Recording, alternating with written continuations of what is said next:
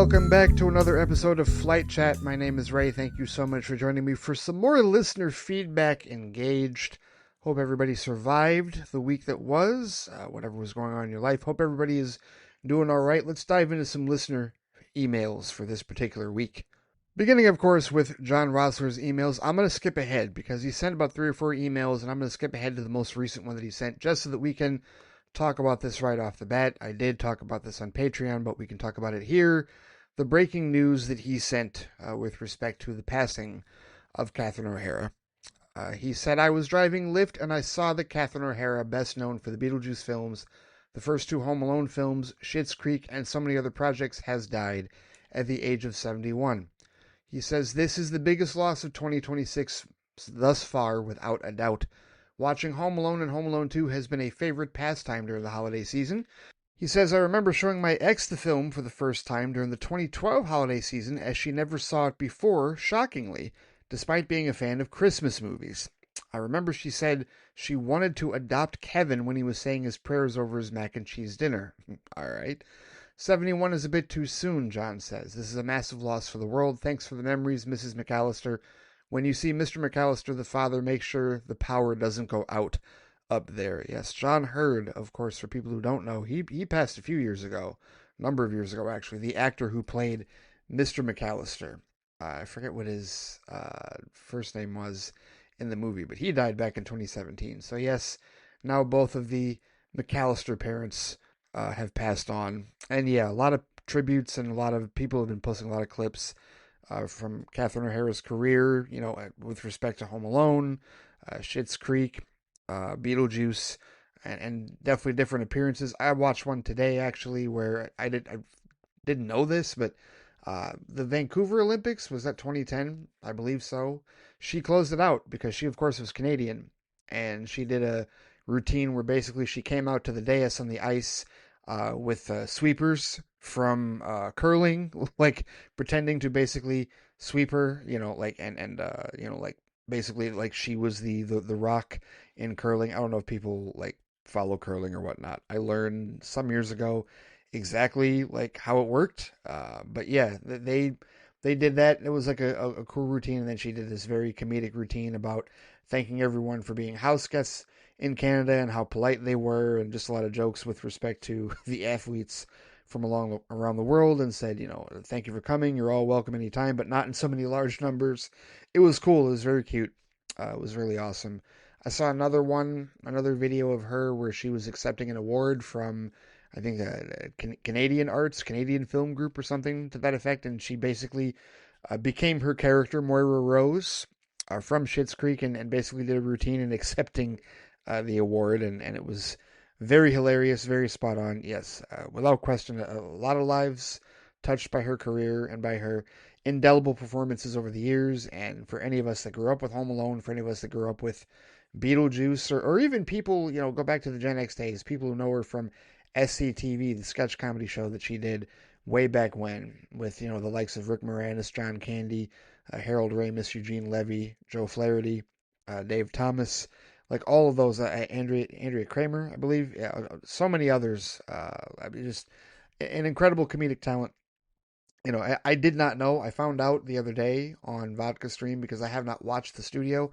I didn't realize that she had played a massive part in the studio, and so that's actually affected their production. Seth Rogen and the others, they had just started filming season 2 of that particular show, and there was an Apple press event that they were supposed to attend that they have now backed out of. They're not going to be there in lieu of her passing, and yeah, it's affected a lot of people, and Hollywood is mourning today. It has been mourning for the last couple of days as a result of this unexpected news for sure. But yeah, it is unfortunate. Definitely a massive loss, and hopefully not a harbinger of where the rest of the year is going to go in that regard. Hopefully, fingers crossed. We don't want to see too many. Unfortunately, there has been one other celebrity death since her passing, and that was DeMond Wilson, who played Lamont in Sanford and Son. He was 79, and he passed, I think, the day after, if I'm not mistaken. Very sad to see him go as well. But yeah, you know how they say it happens in threes, and I hate that rule. I absolutely hate that it works out that way, that usually it does happen in threes, and I'm not looking I'm not hoping for that to happen. I'm not looking forward to that whatsoever. So yeah, hopefully the rule doesn't follow suit in this regard. But yes, Catherine O'Hara, without question, may she rest in peace eternally. And for those of us who remember her as Mrs. McAllister or as Delia Dietz, the matriarch from Beetlejuice, or of course as Moira Rose from Schitt's Creek, or even as I think she was the studio boss, if I'm not mistaken, in the studio. So now I've definitely got to watch Schitt's Creek, but I've certainly got to watch the studio now for sure to remember her performances, to see her performances for the first time in either of those comedic shows. So yes, thank you for that, John, as far as the tribute and whatnot. So John, that was the last email that he had sent a couple of days ago, the day that she had passed. So let's rewind and go back to his first email that he sent, titled Flight Chat Context and Questions. He sent this one last week. A few tidbits from the last show, he said. Response number 1. He says, I personally don't have the lullaby notification on my phone. It was on someone else's phone. Tammy's sisters, I believe, and Laura had it on her phone. I've always been an Android Google Pixel guy, so I'm guessing this is an Apple exclusive feature. So when the notification went off, I had to leave the room for a second. That is in response to last week's flight chat when he was talking about that particular ringtone having some emotional impact on him and whatnot, relating to some stuff going on with Wally U lately, and some emotional context and whatnot. So that's from last week. All right, so on to questions. Question 1. He says, speaking of iPhones, what type of iPhone do you typically have? It's crazy every relationship I've been in, and most people in my family have been Apple users. My brother even worked at an Apple store, only me and my dad seem to stick to Android. I never really had much interest in Apple products. They're expensive. Well, you're right, they're expensive, but I also think all smartphones, essentially, especially these days, are expensive. I really don't know of a cheap smartphone that is worth a damn, in my opinion, subjectively speaking, I suppose. I currently have an iPhone 15 Pro Max. That's currently what I have, and I know that's a couple of years behind, but usually I will get like 2 or 3 years out of my iPhone before I decide to upgrade. So, I don't upgrade every 2 years specifically. I am currently waiting on. I guess this year might be the soonest. The next year that I might upgrade. When the 18s come out. Probably in September or something. So we'll see how that goes. But yeah, I became part of the Apple ecosystem when I started studying film. This was way back in like 2011, and our computer lab, the lab that we had at Mott, that I studied film and media arts, entertainment technology at. The computer lab was all IMAX, and so that was what I learned. Final Cut. That was when I learned how to video edit, learn how to put things together, and so that just it became clear that working with that workflow for 2 years in that department, I was like, okay, I'm going to need a Mac of my own, and that was a transition for me because I used to be very anti-Apple. I was very anti-Apple, very anti-Mac. I knew how to use them and I'd use them when necessary, but I remember when I was much younger saying that I would never own an Apple device ever in my life, and that completely changed once I got into television and video. Once I really started studying it and built a career out of it, that as I have for the past 13 years now. I've been working in television. And like in doing that, my workflow just switched over to Apple and I haven't looked back. And it's yeah, they're not cheap, and yeah, they're very expensive, but I don't get it for status symbols. I get it for the ecosystem because I enjoy the ecosystem and I work well within the ecosystem better than I do a PC ecosystem. Not that I can't work in one, but I just prefer it. It's just a matter of personal preference, not a status symbol or anything like that. So, yeah, that's where I'm at with respect to Apple. And just about everybody I know, like my family, all has Apple. They all have Apple phones and computers and whatnot. Shonda has an iPhone. So, yeah, most of the people I know have iPhones. And I wouldn't say that any of them have it for status symbol either. I think it's just being a product, being a part of that ecosystem and, having connective functionality and understanding within that ecosystem, regardless of how other users feel. And that's what it's all about. I don't gatekeep people that are Android. I don't gatekeep people that are Google phones or whatever, and I don't need to hear the bullshit from anybody, not you necessarily, John. I'm not saying you're saying this, but I don't need to hear from people talking about how outdated Apple is and how this is this and that is that. Go sit in the corners somewhere. Like, you have fun with whatever it is that you're computing on. I don't bother you. You leave me alone with respect to that. I'm good with my ecosystem. You're good with your ecosystem, whatever it is, and hey, You want to act like one is so much more expensive than the other, that's your business. I think they're all pretty expensive, and you're just deciding which expensive lane to drive in that regard. If you feel like you can save more money on non-Apple, that's your business. I guarantee I can save money on Apple because I don't have to buy everything brand new. I don't necessarily have to have everything straight from the Apple Store. There's definitely other options to get Apple that is not nearly as expensive as something that is brand new on the website. So I will just leave it at that in that regard. So John's got another response here with respect to last week's email, and this one is in regards to Linkara. Oh yes, the individual that he was telling me about from YouTube and whatnot last week. He says, I haven't really interacted with him in quite some time. During his Man of Steel review, he admitted he quit the DCEU after Justice League and heard all right to good things about films like Aquaman and Shazam, but didn't see them because, quote, they share the same universe as Man of Steel, which is just confusing to me. He says, were you just hoping, rather, that Batman v Superman would reverse course? But then why watch Wonder Woman and Justice League? They take place in the same universe as Man of Steel. Yeah, again, like I said last week, he sounds like a complete bullshit hypocrite. He says, I told the guy I couldn't support him anymore because he was being a hypocrite and contradictory. He did say maybe he'll change his mind one day, and I don't know if he ever did. He would always tell his viewers, if you like the films, more power to you. Yeah, but still, I mean, being a dick about it. Like, if you like the films, more power to you, so that gives you the license to be a complete asshole about the franchise itself? No, not really.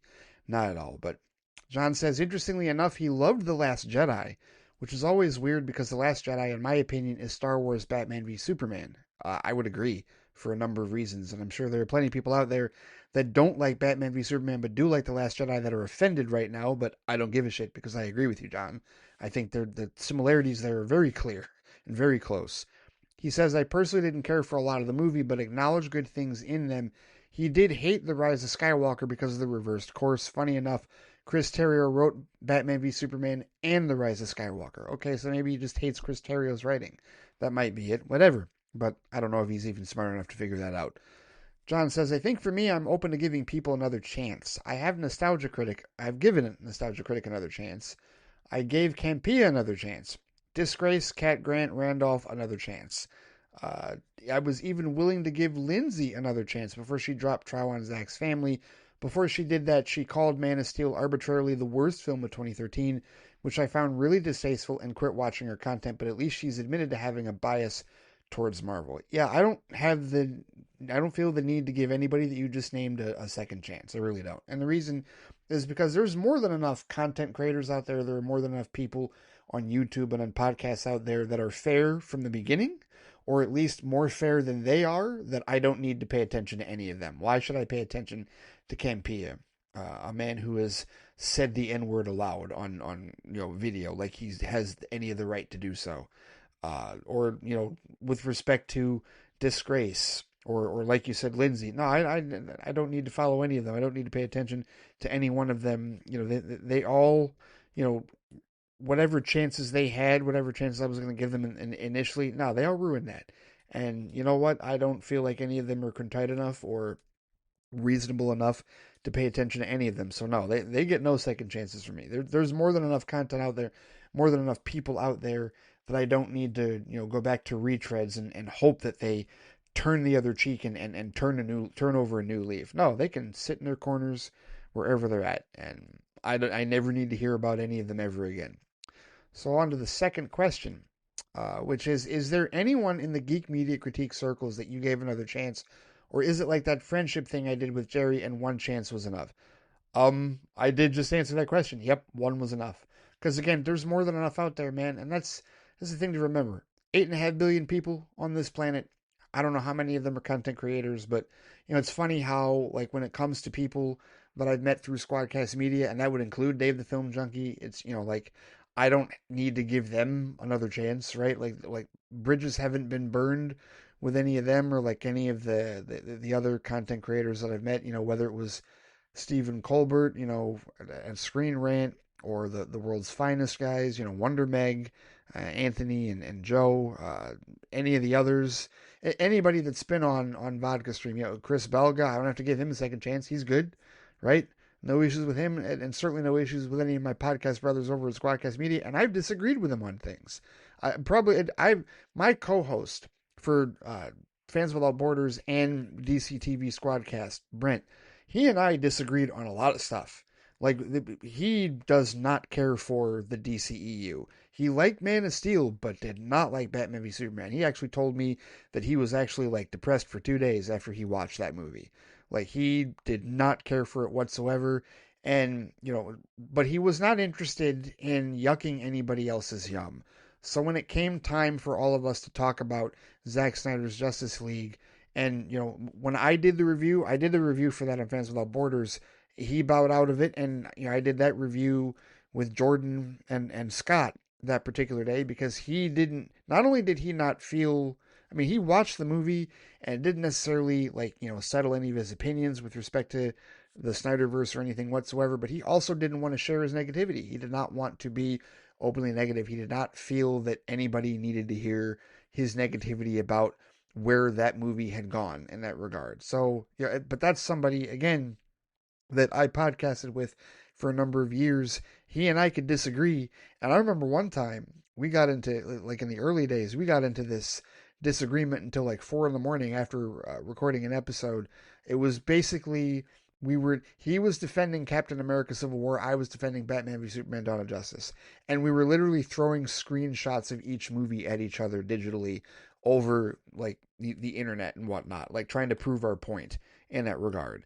All of that happened, and yet I never felt the need to, say, oh, I'm not going to pay attention to him, or I'm not going to do this, whatever. Like, there was no bridges burned, at least not on my end. No bridges burned with respect to that. He stopped podcasting religiously on our network back during at the time the Batman came out. That was our last episode of Fans Without Borders because he had other stuff going on in life, like his job, his family, and whatnot. And it just wasn't he wasn't able to keep up the frequency as he was able to previously. I think he's still like he knows a lot of that and associates a lot with the Geek Ultimate Alliance guys like Chris Balga, like Travis Snell, and everybody else over there. So I know he still talks to them, and he's still in our group chat for Squadcast Media. He still talks to us, absolutely, no question about it. But that's what I'm saying is that's somebody that I disagreed with heavily, like strongly on certain things. Even though we both like the MCU, he certainly preferred the MCU over the DCEU, which was not the case with me. And there were definitely times where we butted heads, but never enough that it was like, oh, I'm just done with it. I never would ever put him in the same category as Campea or Grace Randolph or any of the other names that you mentioned. Certainly not. Definitely not. No, I give Brent way more credit as a rational individual and a fan than I do like any of those other names that you listed in that regard, for sure. And if I ever get a chance to talk with Brent again, I'm sure that he and I will probably, share an appreciation for the DCU. I don't know entirely how he feels about the DCU, but I have a feeling that franchise in general is definitely more his speed than the DCEU was in that regard. But I can do that respectfully, and he can, reveal that respectfully, however it is that he feels about it. So yeah, I don't need to give people second chances once they burn me that badly in that regard. And he never did. And he could have. Yeah, like it could have gone that far, but it wasn't. He was, rational enough, an individual, that it never got to that point. I can't say the same for people like Campea and Randolph and those others. They're too toxic, too full of shit, to be honest with you, to give any of them a second chance. So no, certainly not. Just to put that out there. So, yep, comprehensive answer to that question. All right, now on to some commentary. What is this? He says, I conducted another experiment with Gemini. I have to say, Gemini has been a great tool for YouTube videos that talk about movies where I disagree with the opinion. Like this guy talked about things in BvS that he thought made no sense, and I sent Gemini the video asking if there are counterpoints. Before you get mad, Ray, at me paying attention to the video, I was just doing it for curiosity's sake. I promise no cats were harmed when trying this. Here's the conversation I had with Gemini in regards to the video. Okay, this is a long conversation here, John. So basically, it was for a video for YouTube titled Batman v Superman Dawn of Justice is fundamentally broken. Oh, okay. I see why you were saying before I get mad at you for... Okay, so you were testing Gemini's responses to what I'm pretty sure is a bullshit video because I don't want to hear I don't want to hear anything. I have no desire to hear shit about an opinion that any movie is fundamentally broken. I don't want to hear even a movie I don't like. If this was just for clarification, for transparency's sake, for anybody else here, if that was a YouTube video titled "Thor: Love and Thunder is fundamentally broken," why do I want to? Why? Like I don't want to see videos where somebody says so and so is fundamentally broken. Listen, that's your opinion. If you want to be a negative piece of shit, you can go right ahead, sit in a corner and do that. I have no desire to do that whatsoever. Anybody that would think about like doing a video like this, whatever. But let's see. He says, Gemini says, creating counter arguments for a film as polarizing as BvS Dawn of Justice often involves looking at the Snyderverse through a lens of deconstructionism and thematic intent rather than traditional comic book tropes. Here are several ways to counter the points raised in SNK's video analysis. And there's a whole list here. The Reckless, Thomas Wayne, the Critique. Oh, okay, so I see the points here. He's got his points. Listen, I don't think I want to read through all of this, truthfully, to be honest with you, John, because this is a lot. This is a whole lot. This is hefty, to be honest with you. But basically, what you were saying, like you summarized it with one line at the end. You said this SK guy seems like a CinemaSins wannabe. And I guess I can skim through this and say, okay, so his first point is the reckless Thomas Wayne, because he said Thomas Wayne was reckless by clenching his fist and lunging at the gunman, unlike the peaceful version of Batman Begins. That's such nitpicky bullshit. Wow, that's ridiculous. Batman's lethality and brand. Batman killing and branding criminals is a betrayal of the character's core no-kill rule and makes him unappealing. Well, we already know that's bullshit. And I would ask this SNK person, are you a fan of Keaton? Are you a fan of Bale? Because if so, well, then you're a hypocrite because their body counts are higher than Affleck's in that regard. But the Gemini's counter argument to the Thomas Wayne thing says that this version of the Wayne's death is meant to emphasize randomness and brutality of Gotham, portrayed as a protective father instead of a perfect saint. That is true, yes, because we don't get the build up to him that we did in Batman Begins. That's a great point. Recklessness serves the plot by showing Bruce that even the best of intentions and bravest actions can end in senseless tragedy. All right. As far as the lethality argument, the film is a deconstruction of a broken Batman. By the time the movie starts, Bruce has been active for 20 years and has lost his Robin and his faith in humanity, meant to be the villain of the first two acts. His lethality isn't a new rule, it's a symptom of his descent into nihilism. The film argues that without hope, Batman becomes a very monster used to fight, the hope that is represented by Superman. Oh, okay, so far I'm agreeing with Gemini on this. Lex Luthor's convoluted plan. Alexis' plan to frame Superman and pit him against Batman is overly complicated and relies on too many coincidences, according to this SK asshole. Gemini says Lex Luthor is portrayed as a manipulative intellectual who views humans as pawn in a grand philosophical experiment. His goal isn't just to kill Superman, it's to disprove him. By forcing Superman to kill Batman or be killed, he proves that God, Superman, cannot be both all-powerful and all-good. The complexity of the plan reflects Lex's ego. He doesn't want a simple win, he wants a moral victory over the idea of his savior. I guarantee that entire explanation is too smart for this SNK idiot. All right, so maybe we are going through a decent amount of this, to be honest with you. But his fourth, the Martha moment. Oh yes, Batman stopping the fight just because their mothers share the same name is silly or weak writing. That has been such a misunderstood, lazy button bullshit argument from the beginning. But Gemini says the name Martha serves as a psychological trigger that snaps Bruce out of his demon persona. Throughout the film, Bruce has dehumanized Superman, seeing him only as an alien threat. Hearing his mother's name forces Bruce to realize that Superman has a mother, a life, and a humanity. It makes Bruce realize he has become the Joe Chill of this story. The man in the alley holding the weapon. It's not about the name, it's about the sudden return of Bruce's own humanity. So Gemini's 4 for 4, but these are things that we've all argued, John, for like the last 10 years, right? Almost 10 years, because in another month and a half or so, it'll be, or maybe 2 months from now, today, here, February 1st, it'll have been, 10 years since BvS released in theaters. But these are all things that we've argued, like, since then. What's this next one? Superman's in action at the courthouse. Oh, the argument is that he should have used his super speed to stop the bombing or save people at the hearing. But the counter from Gemini is that it's designed to show Superman's vulnerability to human malice. Lead-lined containers in the wheelchair are an established weakness that block his X-ray vision. More importantly, the scene is a thematic blow. He was so focused on trying to be human and engage in the democratic process that he was blindsided by a purely human evil. His failure to save them is what leads to his crisis of faith. And that's another reason why the Ultimate Edition is better, because you don't know that it's lead-lined. The wheelchair is lead-lined in the theatrical cut, but you are told that, like they discover that Lois does through her connection at Star Labs. You discover that in the Ultimate Edition. So another reason why people should watch the Ultimate Edition and not the theatrical anymore. There's one more here.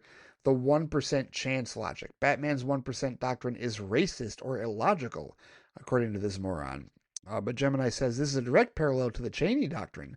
Post 9/11 real world politics, the film uses Batman to critique the idea of preemptive strikes and absolute security. By showing Batman's logic is flawed and dangerous, the movie's making a political statement about how fear can lead even the most heroic nations or individuals to abandon their morals.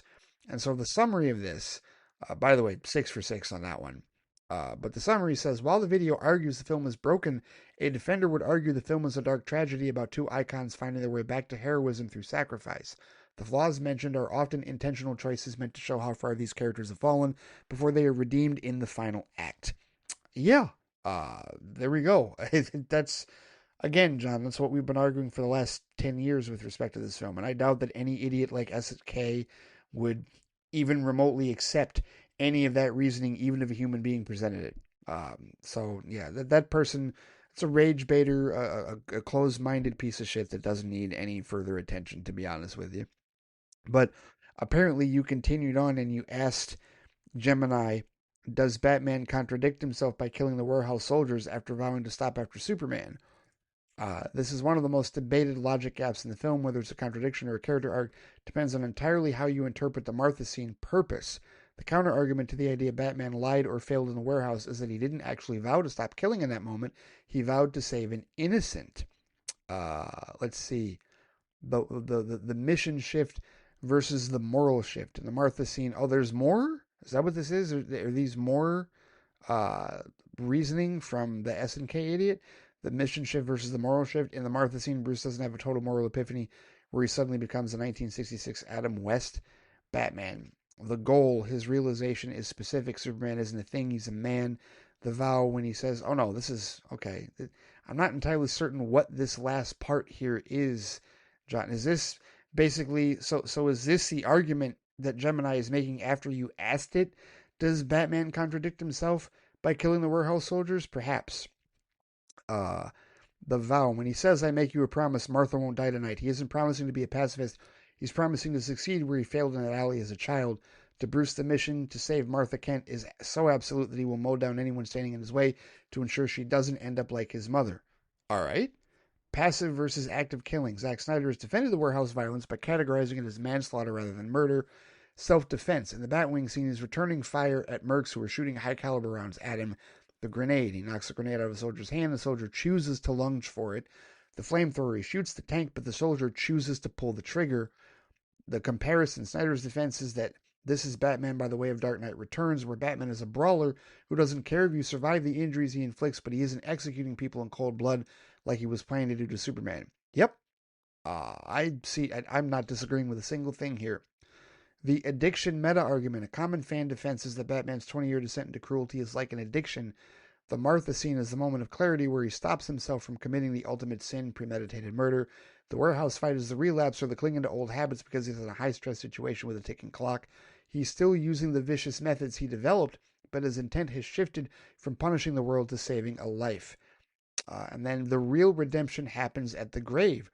The strongest evidence that he hasn't fully changed yet in the warehouse is his dialogue at the end of the film. I failed him in life. I won't fail him in death. This line suggested Bruce didn't actually find his way back to being a hero until Superman died. Seeing the alien sacrifice himself for a world that hated him is what finally makes Bruce realize that his own new rules were wrong. This is why he chooses not to brand Lex Luthor at the end.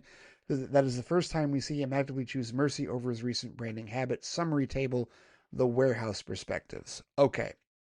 So I did end up reading through just about all of that, John, even though it seemed like it was really long. It'd be cool if we could somehow summarize some of that stuff going forward. But I don't have any issues with anything that Gemini was arguing there. But again, these are all arguments that we've made over the last 10 years. Gemini is basically reiterating what we've all said, what so many of us have said about all these moments. And that's where I think it got it from. It got it from, so many different essays and think pieces and arguments on social media over the last decade for and against this movie that, it basically takes an amalgamation of everything that we're saying, and it knew exactly how to break down that video's points in that regard, because it's had 10 years of knowledge and prior experience from, like extrapolation from all the rest of us to build upon and to craft a reasoning for it. So that's what I would say about Gemini. It did a really good job of basically reiterating what we've been saying all these years with respect to all of this, because everything that it said there, all of its reasoning is not new. Gemini didn't come up with that stuff on its own. Gemini got that from us, from all of us arguing for and against this film. For all I know, it could have, I don't know what Gemini sources are, but it could have gotten something from things that I posted or things that you posted in that regard. So I agree with everything that it said because I've heard it all before, and I've made those arguments in that regard. So I guess I'm not 100%. I mean, you're saying you were doing an experiment with Gemini. I think you concluded, I think we can rationally conclude that Gemini is really good at amalgamating things that we already have been arguing from the beginning. So that's, hey, I will applaud Gemini for that reasoning in with respect to, arguing in favor of BvS's filming, especially against morons that create those videos. And I am curious. There is one thing that I'm curious about. I'm not gonna watch this stupid ass video that you watch. And again, you know me. I'm not mad at you, John, but I am gonna say that, I mean, obviously, can we once again stop paying attention to morons like this? Because oi, we just don't need to give them any air. We really don't. Even if you do it for any type of experimental purpose. All right, so this SK Joker, if you will, this video, Batman v Superman: Dawn of Justice, is monumentally broken. That's I guess that's what the title of it is according to him. He did this last April, and it is an hour and 7 minutes long. Well, almost an hour and 8 minutes. So it's an hour and 7 minutes, 57 seconds long. Okay. And then, of course, everything wrong with Batman v Superman: Dawn of Justice from 2016. Batman v Superman was a disappointment by V and Fuso from June 18th, 2023. The ed, Man, I'm seeing links from all the other bullshit that I've seen, like the Nerds of Color. Oh, the Nerds of Color pissed me off. Those morons. These gatekeeping pieces of shit. I hate gatekeepers. I do not like gatekeepers whatsoever with respect to this. And so I tell you what, I'm not going to click on this link. I'm not, because I do not want my algorithm poisoned with any of this bullshit whatsoever. I was just curious as to how long the video was, because some of these videos turn out to be like really long, where they just can't quit whining and crying like bitches about how much they hate this movie and why they think it's fundamentally or monumentally broken. Hey, you know what? They can be pieces of shit all they want and sit in a corner, right? I don't need to pay attention to that any further, but I'm glad that you got the results that you wanted out of Gemini in that regard. So let's get to your second email. This one's interesting. If I had $10 million, okay. This is a lottery conversation it sounds like we're going to have. John says, I'd have some fun spending it on fun things for the first month or so. Travel the world, buy a house in Puerto Rico, maybe start a family with Tammy, but then I'd form a nonprofit organization called Help to Live. It would be a program where people who can't cover medical costs can come to us, and we would pay off the medical debt in exchange for them doing volunteer work based on the amount that is owed. We wouldn't be able to exceed anything over $100,000. For example, if the medical bill was $80,000, we'd give them a position that would be the equivalent to $35 an hour job, for a $35 an hour job, and they would need to work 2,080 hours to complete their contribution. The difference is they can pick their own days and hours to volunteer as long as they can manage to pay off their debt equivalent as I would make our organization 24 hours. They could work security, they could do business calls. We would always find work for them to do. If it's a family or friend doing it for the recipient who is still recovering, they can volunteer in their place, and we can give them a good letter of recommendation to another company. We would take donations of any kind to stay in business. In the event they don't hold their end of the bargain, I would make them sign a contract. If they break their contract, then we'd bill them ourselves, he says, because there's no guarantees we'd be able to pay it all off at once. We may have to do a payment plan with the care provider. The day universal health care is implemented, then I would cease operations, maybe give the facility to the employee as a token of gratitude. If I were to run as a politician, he says, I would propose this organization be created. What do you think of my idea? I was somewhat inspired by Patch Adams' work. I've never seen Patch Adams, but I get the gist of it. I think it's a very noble idea. My only concern is how long would your idea survive before some one percenter corporate piece of shit tried to take it over and either buy it out and ruin it, or I just have a feeling that, and then also like where would your money, where the further influx of money come out? Because I feel like you'd run out of what was left of that $10 million pretty quickly. In that regard, I don't know how much longer. I don't know how long you could continue to run that. Plus, you'd also need like some type of, there'd have to be some type of criteria, if you will, for people that were applying to do this and signing these contracts. And then, yeah, you would need some type of,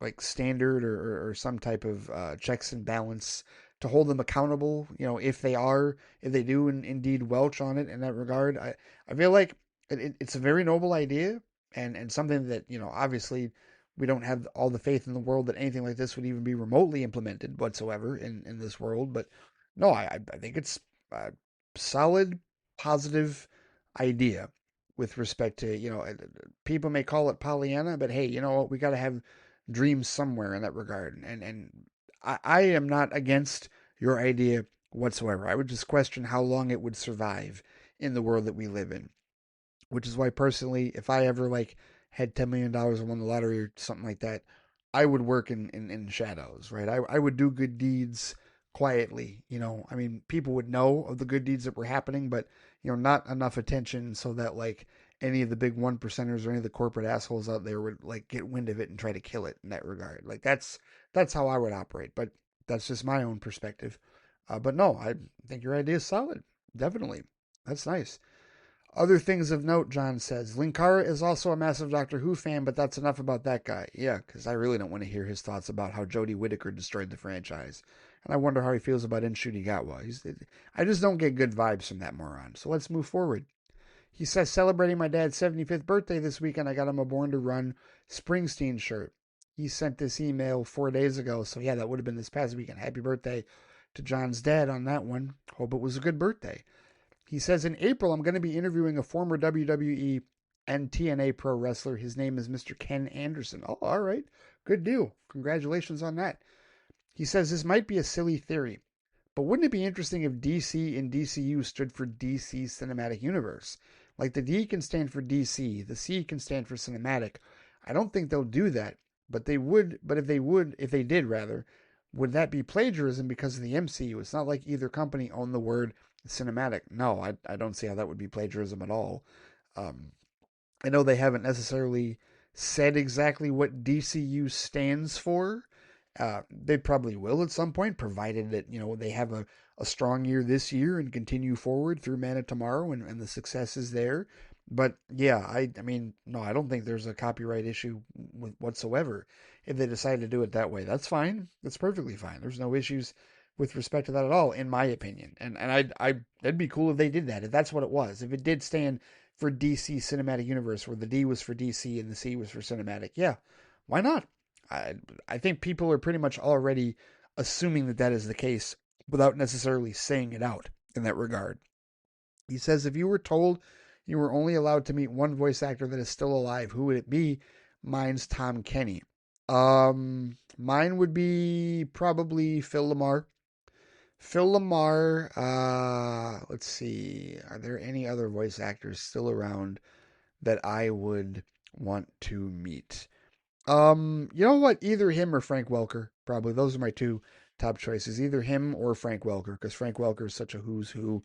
He's done so many voices. But yeah, the Phil Lamar, definitely my first choice with respect to a voice actor. Absolutely. Recently watched the two-part documentary Mel Brooks, the 99-year-old man. Oh wow. I sincerely hope this dude makes it to 100, and when he does, you got to invite Dick Van Dyke to photograph two centenarians. Yes. I hope.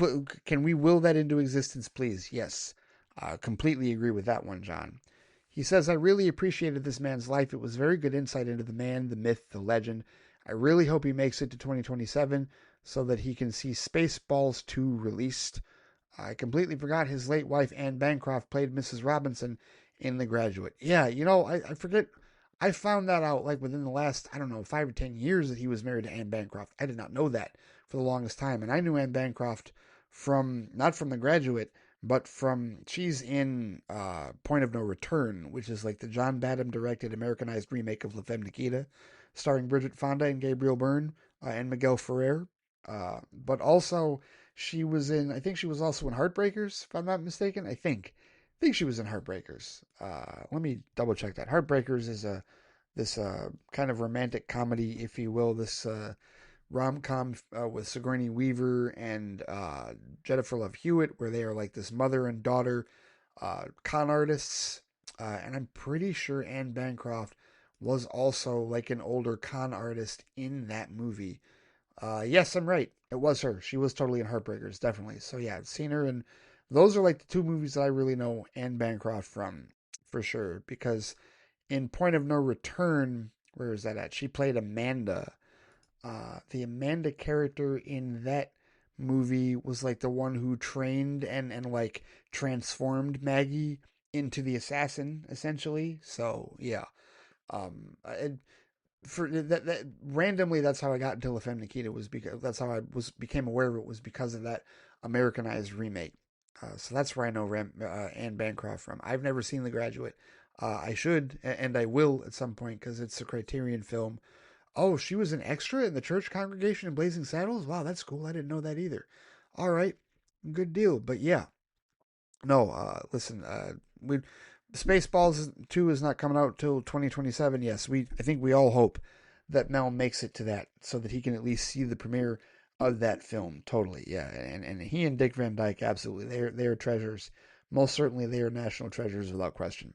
Uh, but let's see. The last email that John sent for this week, he says, I think this warrants a flight chat email. This one's very brief. He says James Gunn was absolutely the right man to co-run DC. And so this is an image, a James Gunn post. Oh, the Christina Hodson post. That's right. I did talk about this a little bit on Patreon. I did a Sun Just Don't rant, which I think John said he did listen to. But this is James Gunn's thoughts on Christina Hodson, for all the all the caterwauling and all the whining that people have had about the possibility that she might write The Brave and the Bold, which of course has not been confirmed or denied by James Gunn or anybody else at DC Studios. But James Gunn says, quote, I will only say anyone maligning Christina Hodson's screenwriting skills has almost certainly never read an actual screenplay by Christina Hodson. She's one of the writers who was with us early in the DCU planning stages. I don't think you can judge my writing based on films others directed, as massive liberties are sometimes taken, end quote. And so that was his response to people asking if Christina Hodson, like the merits of her directing The Brave and the Bold, right? And clearly he saw the chatter with respect to people complaining about it, and that's his answer. And I know that there's some people out there that are like, well, he needs to be more direct and say yes or no and whatnot. Well, maybe he can't, because as I was reasoning on Patreon, perhaps they're in negotiations. Perhaps Phil brought up the other day on Vodka Stream that maybe she's one of a few writers writing drafts for The Brave and the Bold, and perhaps he's choosing between a couple of them and just hasn't necessarily decided whether it's going to be hers or not. I think perhaps there's also a possibility that maybe she's not there for Brave and the Bold, but that Gunn wants her for a different DCU project that he can't currently announce, right?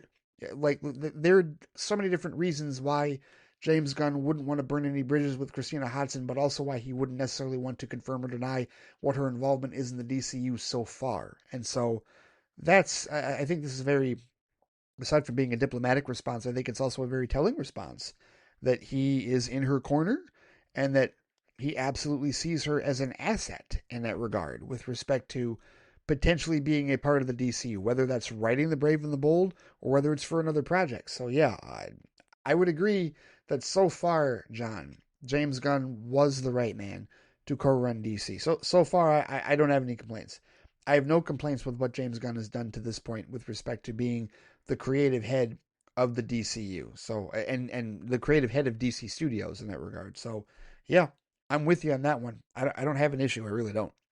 So yeah, we'll see how the rest of it goes. Big year for them, obviously, with all of the non-gun written, non-gun directed projects for sure. And then we'll hear more about more projects down the road. But hey, we've got Lanterns to look forward to. We've got Supergirl to look forward to. We've got Clayface to look forward to. And then next year we've got Man of Tomorrow to look forward to. So plenty of projects between now and next year. And then the Batman Part 2 after that, which is not DCU proper, but still DC Studios. So plenty of projects ahead to focus our attention on before we start talking about anything beyond that. But as always, John, thank you for the feedback. It is indeed greatly appreciated, good sir. So next up is Alex De Silva with an email this week titled Flight Chat number 33. This email will self-destruct in 5 seconds. Oh, what franchise might he be talking about this week? Well, right now, he's going to start off with where I figured he'd start off with. He says, "Hey, Ray, so it's official. The New England Patriots are on their way back to the Super Bowl. The turnaround we've seen from this team after the past few seasons is quite insane. However, between you and me, I think New England is about to get wrecked by Seattle. Seattle seems to have a much stronger team overall, but of course I won't stop supporting my team until the final whistle blows. Heck, if anything, the Super Bowl party next Sunday is going to be much more fun when it's our team that's participating in it." I hear you. One of the things that I've heard in the last week or so with respect to the Patriots, Alex, is that they were the benefit of a very weak schedule, and that Seattle obviously has played a tougher schedule, and people have extended that all the way, like even into the playoffs. Like they didn't necessarily face a that tough of a Houston team because that was a team that they had to travel to New England, and they were they're strong defensively but not very strong offensively. CJ Stroud was absolutely horrific in that game.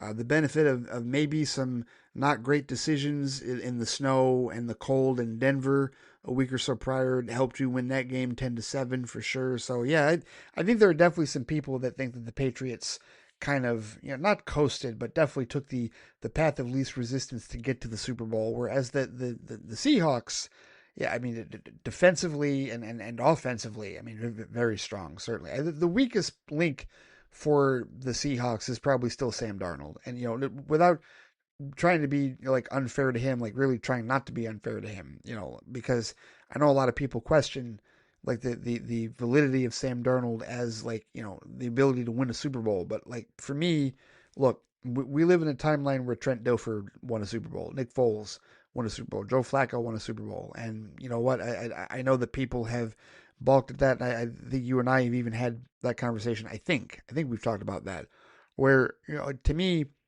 any quarterback can win a Super Bowl depending on the team that they're on. So I don't extend that to Sam Darnold. The Seahawks could certainly win the Super Bowl with him at quarterback, and I don't think it would necessarily be in spite of him at quarterback. I think where I might agree with you with respect to Seattle winning the game is I do think that New England, even with their turnaround, is still a young team. Drake May is a very young quarterback.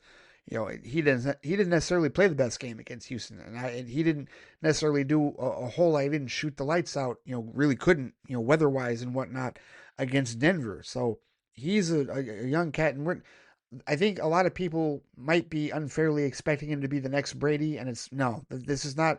Vrabel and May are not the next Belichick and Brady. That's not the case in this regard. And the Patriots, as constructed now, are different, and I think they're a good team, and I think they're going to, only going to get better going on from here. As long as the organization, puts their money in the right place as far as shoring up, offensive line and talent necessary, like, at different parts of the field, different position groups, right? They're going to be more hunted now, right? People didn't necessarily pay that much attention to the Patriots because it was definitely past the point of the dynasty, but now they're back on everybody's radar, regardless of what happens here in the Super Bowl. But yeah, I think I would agree with you that Seattle's probably the favorite, probably to win it, but it's the Super Bowl. It wouldn't surprise me, and people will talk about, I mean, that'll be all the headlines, right? On Monday, the 13th, if indeed that is the case. Or is it Monday the 13th? Or no, what day is that? Not the 13th, pardon me. What day? Monday I'm trying to look at my calendar here. Monday the 9th. Right, Monday the 9th. After the Super Bowl is played, that'll be the big, the Patriots dynasty is back, it lives again, that kind of thing. Yeah, that'll be all the rage for sure. But it'll be interesting to see exactly how that game goes. But yeah, I would probably give the edge to Seattle, but we'll see. We will see exactly how it goes. But hey, congratulations to your Patriots for making the Super Bowl. Certainly, you've always been able to say, at least for the last decade or two, that your team has made the Super Bowl before. I still cannot say that. My franchise, the Lions, have still yet to make a Super Bowl, let alone even think about winning one. So You have achieved yet again for the umpteenth time what my franchise fails to achieve and may never achieve. Who knows? Yeah, just not necessarily in the most optimistic of places with respect to that end result. But we'll see. We'll see how it goes. But at any rate, moving on to the movies, TV, and other assorted media portion of your email, you said, I rewatched Mission Impossible Dead Reckoning recently, and I really liked this one. I enjoy the concept of an ever-present AI enemy who's always a step ahead of you. I also think Haley Atwell is a great addition to the cast. The only one I have left to watch is Final Reckoning. I've heard mixed things about this one, but with my track record with the series, I'm fairly certain I'm going to end up really enjoying it, since there literally hasn't been one of these movies that I've disliked yet. You're not going to dislike Final Reckoning. You're not. If you enjoyed Dead Reckoning, you're going to enjoy Final Reckoning for sure. And you're going to be rewarded for your loyalty to the franchise. That's as best as I can put it without giving out any direct spoilers, but there's going to be some callbacks. One in particular that I thought was very rewarding for me being a longtime fan of the franchise. I own all of them in glorious steelbook. Very proudly, very happily. Yeah, Mission Impossible is an excellent franchise. And if they do decide to end it at 8 movies, hey, you know what? I think they went out on top with a great ending. If they decide to continue it, they can go either way with it, to be honest with you. We'll see exactly how it goes, and I'll be there front and center for the next one. But yeah, I highly doubt that you will dislike Final Reckoning. But yeah, looking forward to hearing your thoughts with respect to that. He says the idea that Michael B. Jordan isn't going to win any acting Oscars for Sinners just because he plays 2 characters is pretty dumb. I feel that people shouldn't get so hung up on one specific character he's playing, but rather the award should consider his performance across the board in the movie. I agree. I completely agree. I'm just telling you that's probably the excuse that they're going to use to say that, oh, his time was split, instead of doing exactly what you're saying, which is, hey, how awesome was he to play twin brothers as distinctly different as he did in that regard? Yeah, no, I'm completely with you. I do think it's a dumb reason. I can envision that being the dumb reason that they decide not to give it to him and instead to give it to likely Timothy Chalamet for Marty Supreme, if I had to venture a guess. But we'll see. We're still over a month away from that, about a month and a half away from the Oscars, I think. He says, I also played the Back to the Future Telltale game many years ago. This is going back to last week's email.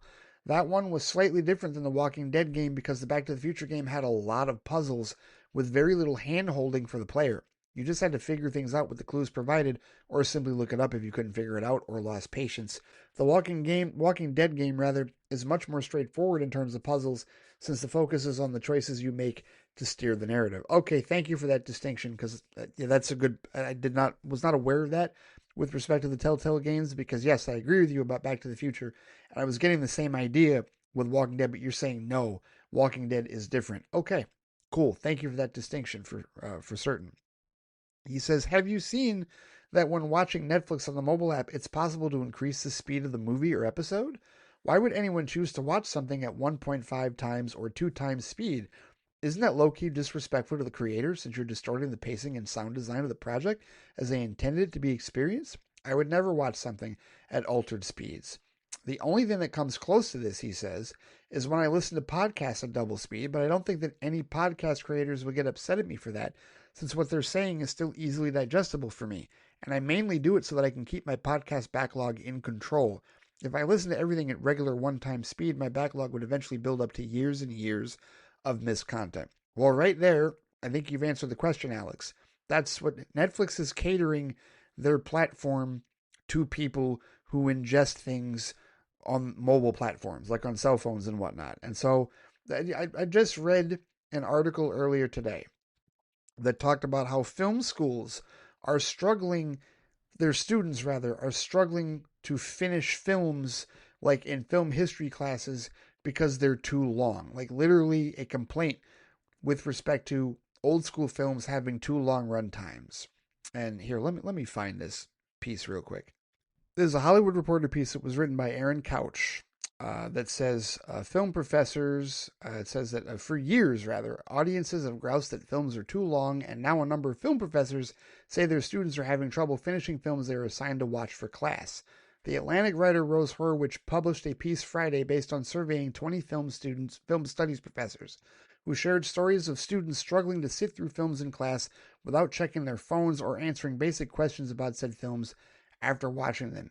In an anecdote that gained attention on X, the University of Wisconsin-Madison professor Jeff Smith recalled asking his students about the ending of the 1962 Francois Truffaut film Jules and Jim.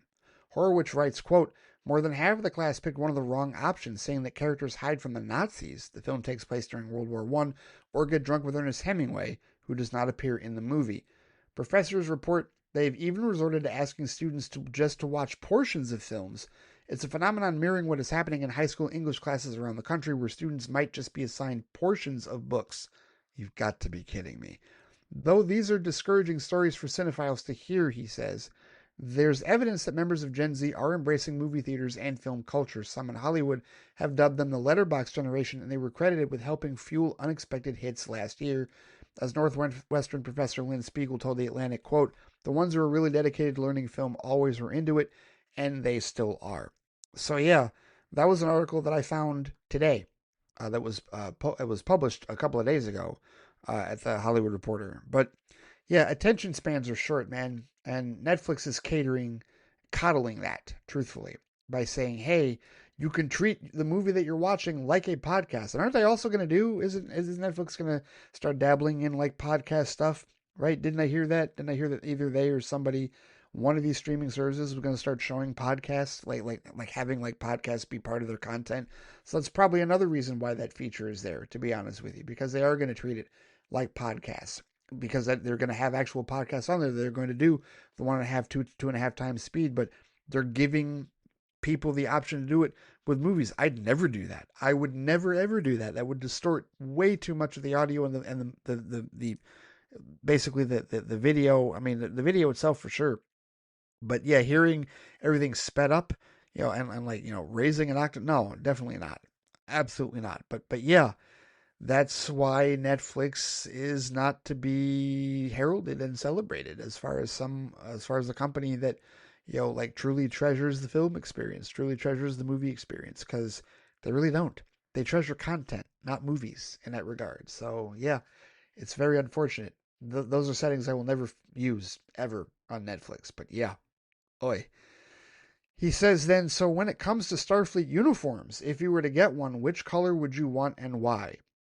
I believe I would want, well, okay, like, all right, what era? If we're talking eras, like, I would want command, right? So that means it would be gold in the original series era. It would be red in the TNG era, right? And that would be why, because I'd want command. I would want command. Either command or sciences. I'll say that. I don't want to be security and I don't want to be engineering. I want to be either command or sciences. So it would either be red or blue, because sciences is blue in both the original series and in TNG and whatnot. So yeah, either command or sciences. That's what I would want. So either red or blue. I would probably favor red in that regard. However, I will say that if I were to buy a Starfleet uniform, like in person, like I love the jackets. The jackets, I mentioned that before, I would really like. But I would say if I were to buy one, it'd probably blue. I'd probably get a blue one, to be honest with you. The one that I wanted to get, the Anovos one from the Kelvin Timeline movies, the first two in particular, not the third one, but from the first two, I would want a blue one. I wanted a blue one of those because I really liked the design pattern and how that looked. And there's probably a way to get one. I just don't know if there's one in my size or if it's brand new. It probably isn't. It's probably used. And I'm not big on used clothing whatsoever. But at any rate, yeah, I think that's a comprehensive answer, hopefully. He says, "This week for the Next Generation, I watched Silicon Avatar. This was a pretty great episode," he says. "At first, when Dr. Marr was being disrespectful to Data, I thought, here we go again with the android racism. We've already seen that many times up to this point, so I was quite pleased when there was a deeper, specific reason for Marr's dislike of Data." Yes, indeed. "Data talking to Marr as her son was kind of creepy and heartbreaking all at once," he says. "I can't even imagine losing your child and then hearing their voice through someone else. Part of me wants to say I wouldn't even want to engage in that, but being put in that position has to be incredibly difficult and tempting." The episode also touched on the idea of living creatures' right to live. The crystalline entity is killing people by the hundreds and wrecking worlds, but it appears to be doing so out of no sense of malice. It's just what it does. Which brings up the interesting question, does a living being like that deserve the right to continue living? despite the risk it poses to other people. Yeah, definitely a moral question that, they didn't necessarily dive deep into it, but, the realization at the end of the episode that that is indeed what it is doing. And yes, that is a question to be answered and studied, and, whether or not communication can be had with it to say, hey, what you're doing is killing people and destroying worlds like that. There were other applications and other possibilities that unfortunately, could not be seen through because of Dr. Mars' sabotage that ended up killing the entity at the end of it. But yeah, no, that's an excellent question, and definitely a very deep themed episode in that regard. He says, like I said, great episode, and I hope season 5 keeps up this level of quality. Next episode is called Disaster. Live long and prosper, Alex. Alex, season 5 is going to continue on that quality level because Disaster is awesome. I cannot wait to hear your thoughts on that particular episode next week. Yes, indeed. That is a favorite of mine, and I think also a fan favorite. Whether it's a top 10 or not, I think definitely it's one of those episodes that a lot of fans talk about with respect to TNG. No doubt about it. So thank you as always for the feedback, good sir. Greatly appreciated. Looking forward to hearing your thoughts on that. And hey, I think the next time you're going to send an email will probably be, I don't know if you'll send one before the Super Bowl or not. If not, then enjoy the game, and we'll see you on the other side of it, whether the Patriots are winners or not. Yet again, we will see, good sir. And finally, let's hear from Jared Cardos this week. His email is titled Nominations, Masters, and Discoveries. He says, hey Ray, hope you're doing well and survived the snowpocalypse. I ended up stuck at home for about 3 days, thanks to about 4 inches of snow and ice. Not a lot compared to other places in the country, but more than enough. But anyway, here are my thoughts on the last couple of episodes. Yes, briefly before we get into that, Jared. Yeah, I survived. I mean, it was treacherous driving to and from work, but yep, got through it. And so we wait for the next one because it's only February. So, all right. So your thoughts on the last couple of episodes. You said, in talking about the Razzies, it's definitely not one I paid much attention to, if at all. I think the only time I really think about it are the times when the winners of the award actually show up to accept it and give a speech, with the best example being when Halle Berry got it for Catwoman. Yes. He says, I will say this. Rewatching her give the speech, I think she makes a really good point when she says, if you cannot be a good loser, then there's no way you will be a good winner. Seeing people take what is considered a loss or a mistake graciously and with good humor is a skill that I don't think is that common nowadays. And seeing these big successful people do it might show how we can too. Is it enough to justify the existence of the Razzies? Probably not. But still, that part's nice to see anyway. Yeah, the Razzies still don't need to exist, but I hear you. As far as the humility of actors and people in Hollywood, yes. I agree that humility is paramount, but yeah, no, it still doesn't justify the bullshit that is the Razzies, the negative nonsense and how that all has come together and whatnot. He says, regarding the look of the Robins in the comics, while Tim did have a hood for his Arkham costume, it is a costume quirk that's usually assigned to Damian. Since I talked about it last email, I will say that if we get Damian for Brave and the Bold, I think the look that would best work for it is his first Robin costume from Grant Morrison and Frank Quitely's Batman and Robin series. A dark horse candidate that I would think would be cool is one of his more recent costumes that was black and gray with a splash of red. I think between the two, because you sent images here, I do like that first one, the Batman and Robin one you said, the one from Grant Morrison and Frank Quitely series. But the other one with the splash of gray, or with the black and gray with the splash of red, that's not bad. That's not a bad look. But yeah, I think I'm getting the feeling that there may be a bit more of a traditionalist vibe with respect to the look for Robin on screen in this regard, and of course, to match it with however Bruce looks, however Batman looks, whatever that suit is going to be designed for. So yeah, I would probably go with the traditional colors, if you will, the traditional look. And I do like that look. It's interesting how he's got a little bit of the what is that, like the black shoulder pads, or is that a hood? I don't know. Maybe it is. I'm not sure, but haven't read that. But yeah, no, either look would work fine for me. I mean, I'm good with whatever they go with. I'm open-minded like that. But if you ask me for a preference, I'd say the one with the classic colors, definitely. He says, and since we're talking about potential looks in The Brave and the Bold, later on in Flight Chat, you talked about hoping that Batman doesn't get the trunks, even though you can get the reasoning of why they did it with Superman in regards of appearing more safe to kids. While I'm also hopeful, he says, Mentioning that reminded me that Batman has actually had a story like that in the past, specifically in the classic DC series, DC The New Frontier, written and drawn by Darwin Cook. Mild spoilers, but at one point, Batman is trying to save a kid that's being sacrificed by cultists. He's wearing more traditional Golden Age garb with black and dark gray suit with long, sharp ears. When he tries to rescue the kid, he runs away in fear, and another character ends up picking him up and saving him. Later on, Superman meets up with Batman, and he's wearing a more Silver Age blue and gray costume with shorter ears and has Robin by his side. Superman asks Batman about the new look, and he says, quote, I set out to scare criminals, not children, end quote. So while I'm hopeful that we don't get the trunks, it wouldn't surprise me at this point if we did, and much like with Superman, I'll get used to it after a while. So, yeah, it'll be the same thing. Like, are they going to be a deal breaker for me? No, because it's really going to be more about the portrayal of the character itself.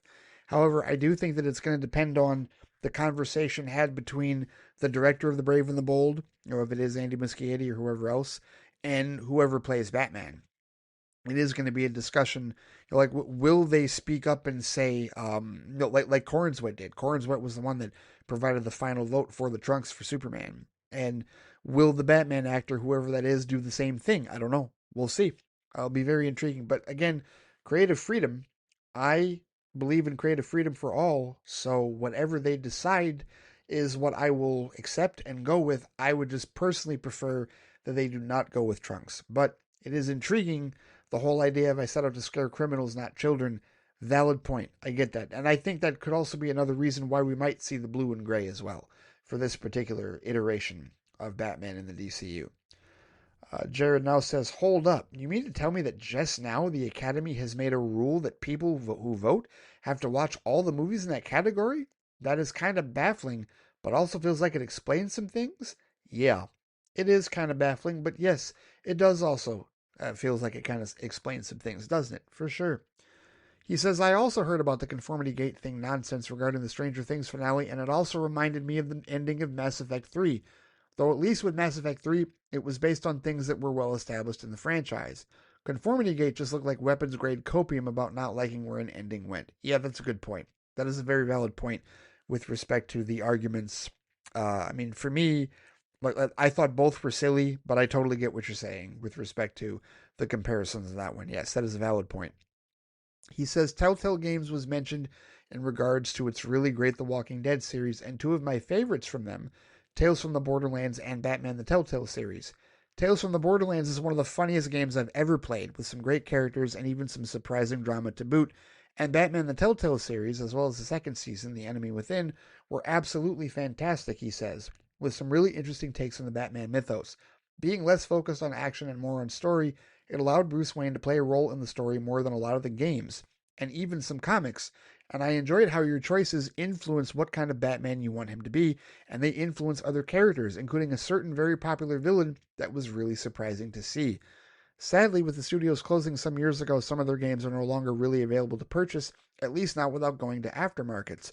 But the ones mentioned here are available digitally at the very least. All right, fair enough. Good point. Thank you for that, Jared. He says, but there's still more of that style being made, he says. I actually talked about one in a few months back in Dispatch. Yes, that's right. You did mention that. Made by a studio with some of the former Telltale devs. He says it's a little different in that instead of walking around environments and solving puzzles, in the gameplay outside of the cutscenes, you're given a map of the city of Torrance, California. And as a dispatcher, you have to listen to calls for help and choose the best heroes to solve them. And as you make successful choices, your heroes level up and you build up their stats. I was pleasantly surprised, he says, at how fun that aspect of the game was going to be, even if there is an element of change and RNG attached. But the real lead, he says, is the story and especially the characters. Now that the first season is complete, I can definitely recommend it to anyone who's a fan of superhero stories. The characters are all hilarious and multifaceted, and it was really engrossing seeing these former villains and screw-ups become heroes. The only drawback for you, Ray, he says, is that it's not available on Xbox for some reason. It did recently release on the Switch, though I wouldn't immediately recommend that version because of some strange changes to the settings where it automatically censors just about everything and there's no way to fix it. But once it hits Xbox, I would definitely recommend it. Yeah, I'm a console gamer, so I gotta wait for that if I want to try it. But, you know, there's so much stuff. I mean, Do I want to add video games into the cacophony of things to watch and read? I don't know. Like, there's already too much shit to watch and too much shit to read. Is there also too much shit to play? Yeah, probably. I haven't religiously played video games since I really started my TV career, which is like the last 12 to 13 years. So I have a lot of catch up in that regard. Lately, people have been talking to me about Red Dead Redemption 2, and I forget how that came up, but they've been telling me about how that's like one of the greatest games I've ever played. And I'm like, well, damn it. I never played it, even though like I'm a Rockstar fan because they made Grand Theft Auto, and I was a big, huge Grand Theft Auto fan at the time. And it's like, well, I want to play these games. I haven't played Grand Theft Auto 5 yet, still, even though I bought it. I want to play Red Dead Redemption 2. There's Cyberpunk, there's other games out there, and it's like, damn it, when am I ever gonna find time for all of this shit? Ugh, I don't know. I'm uncertain. So we'll see how it all goes, good sir. But thank you for the recommendations and the post Telltale era of those types of games. Dispatch, yes, I remember you mentioning that. All right, he says, going on to Flight Cast, it was cool to see that Sinners got so many Oscar nods. Whatever awards the movie gets, the fact that it has a record amount of nominations is pretty impressive. I also haven't seen much of the other movies that it's being nominated around, and I also want to try at least to see some of them. But I think it has potential to win a lot of them, with the exception of one, Best Original Song. Nothing against I Lied to You, he says. It's a great song and a highlight of the movie in general, but I think that, like the Golden Globes earlier this month, Golden from K-pop Demon Hunters is likely to snag it. That song has been such a global phenomenon along with the movie in general, and I know I've heard it often just out in the world and on the radio. I haven't heard it at all. And I also have not watched K-pop Demon Hunters, so I can't tell you that it's affected me, but if it's any type of popularity, like global popularity, yeah, I can see that. It just depends on, has it reached the voters? Will it reach the voters? I don't know what this song is. Like, I know what K-pop Demon Hunters is, but I haven't watched it, and I have not heard this song. But don't send links. I don't need to listen to it. I can find it myself. But yeah, I mean, you're probably right with respect to that. I could see that happening. And again, I don't have high hopes for all the awards that Sinners is going to win, but we'll see what happens in about a month and a half or so. He says the He-Man trailer was interesting. Now, I'm a little younger than you, so the height of He-Man kind of passed me by the time I was playing with toys more complicated than blocks. So I'm not super familiar with the franchise other than watching a little bit of the recent Netflix animated series, and that was mostly because of Kevin Smith directing and some of the cast involved. So I have little to no nostalgia for it and really not interested in this movie prior to the trailer. Now, he says, yeah, I'll probably see it, at the very least on streaming, but maybe even in theaters. And yeah, the people who are freaking out over the he-him joke are just showing how soft-skinned they are. How does that saying go?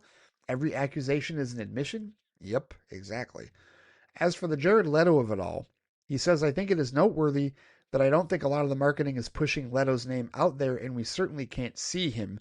I also wouldn't be surprised if there's some voice modulation involved, so he probably won't sound like himself either. But in the end, I don't think Leto being involved is going to do much at all because, much like Ezra Miller a few years back, most of the general audience probably doesn't even know who Jared Leto is. They might know who he is. They're not going to know about any of his, like, controversies and whatnot. And maybe, truthfully, honestly, you might be onto something there, Jared. Maybe he is one of those actors that even though we know him, even though he's a name around us, unless you were a 30 Seconds to Mars fan or unless you really followed his career, maybe you're not going to know him. It's a name that the general audience knows in passing. Oh, yeah, Leto or whatever, right? Like, has he really had any iconic characters that like have stood the test of the general audience in that regard? I don't think so. I mean, obviously his Joker had potential for that, but the Suicide Squad went through such upheaval, even though the audience liked it, and we didn't see that character continued on until Zack Snyder's Justice League, and we don't even know how much of the general audience saw that in that regard. So yeah, I hear you. That could be a possibility where they just really are not going to identify very much with Jared Leto like Ezra Miller. I feel like they'll know him more than they knew Ezra Miller, but maybe they still don't know him all that much. That's a valid point. He says in regards to the first look at Lobo and Supergirl, Momoa definitely looks like Lobo to the surprise of absolutely no one. While I'll honestly likely prefer his performance as Aquaman more, I'm sure he's going to kill it in this role and show up elsewhere in the DCU. Hell, I wouldn't be surprised if he shows up in Man of Tomorrow. Neither would I. And that'd be kind of cool. That's awesome. I like seeing his transition from the DCEU into the DCU, and he's clearly passionate about the characters, so I think it's a grand casting decision so far. I think it's going to work out really well.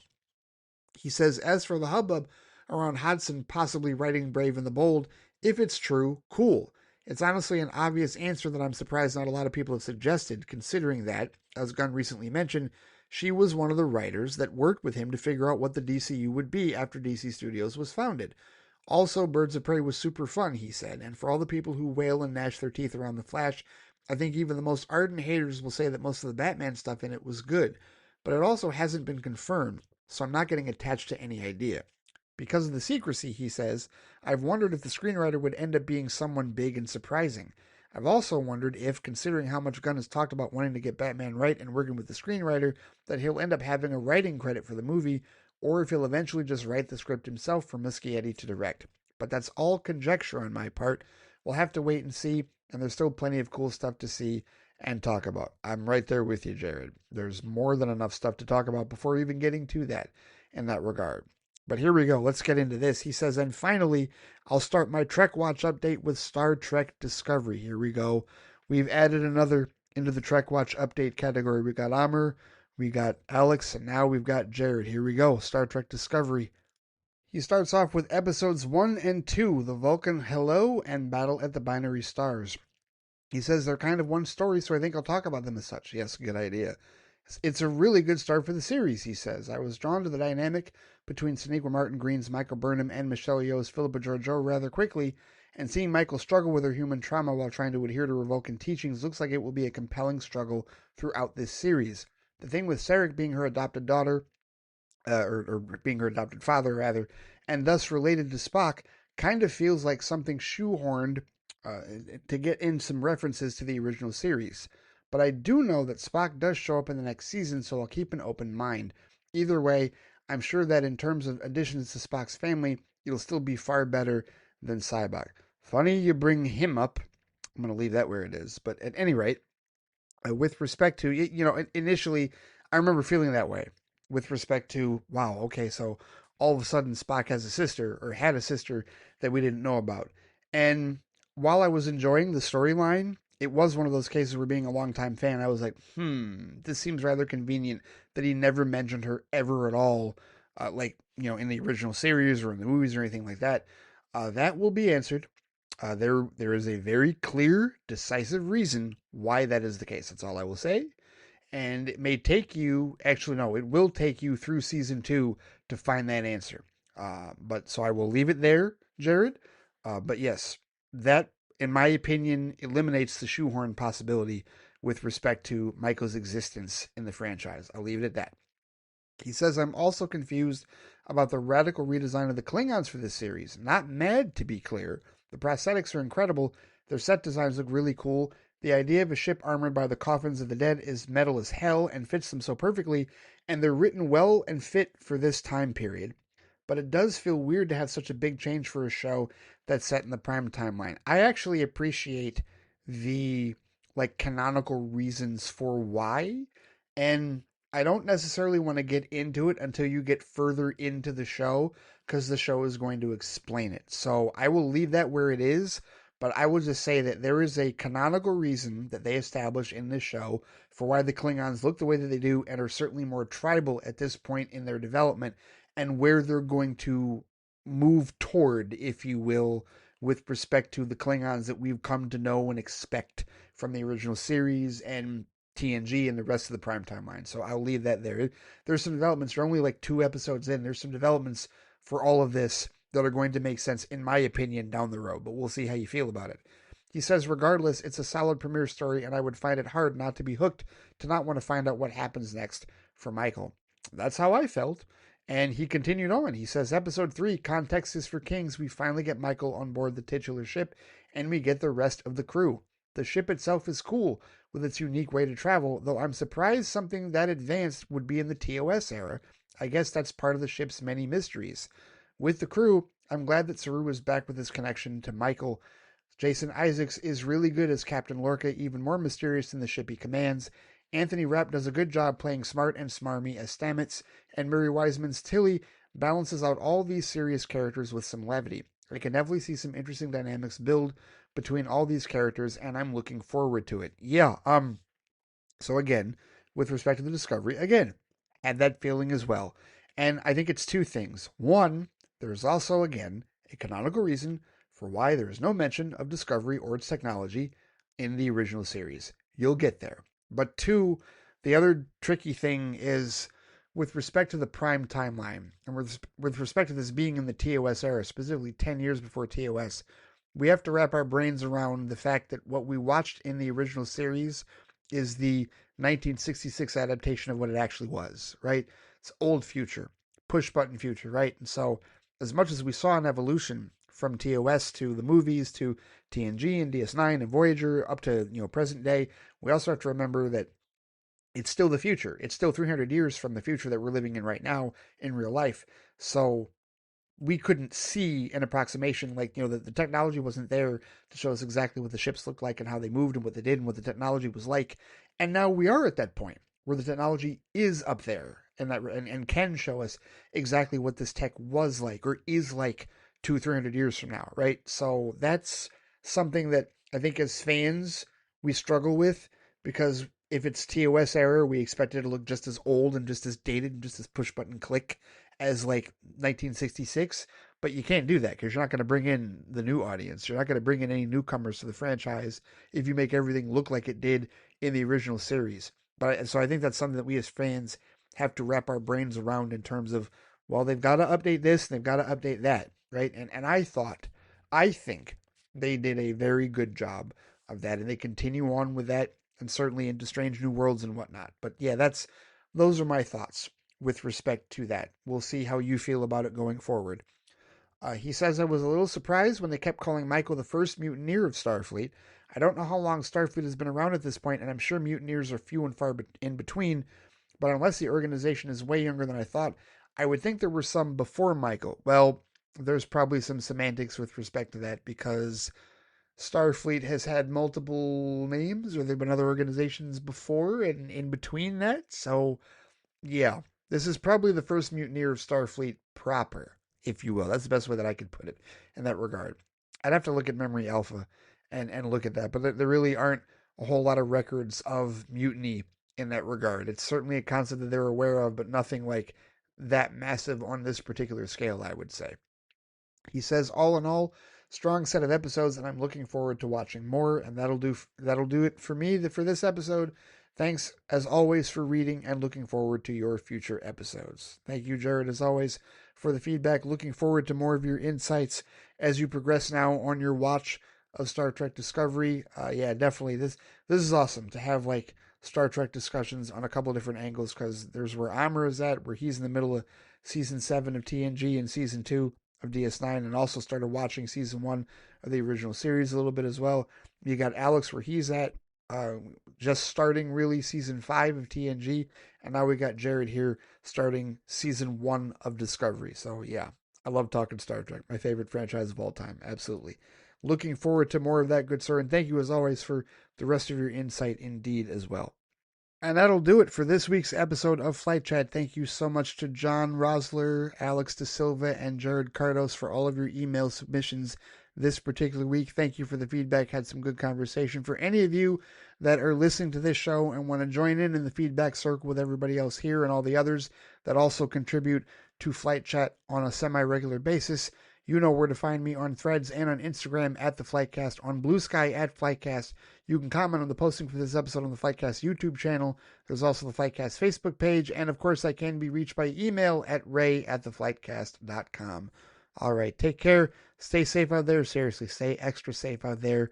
Have a great week, and I will see you all next time. Take it easy.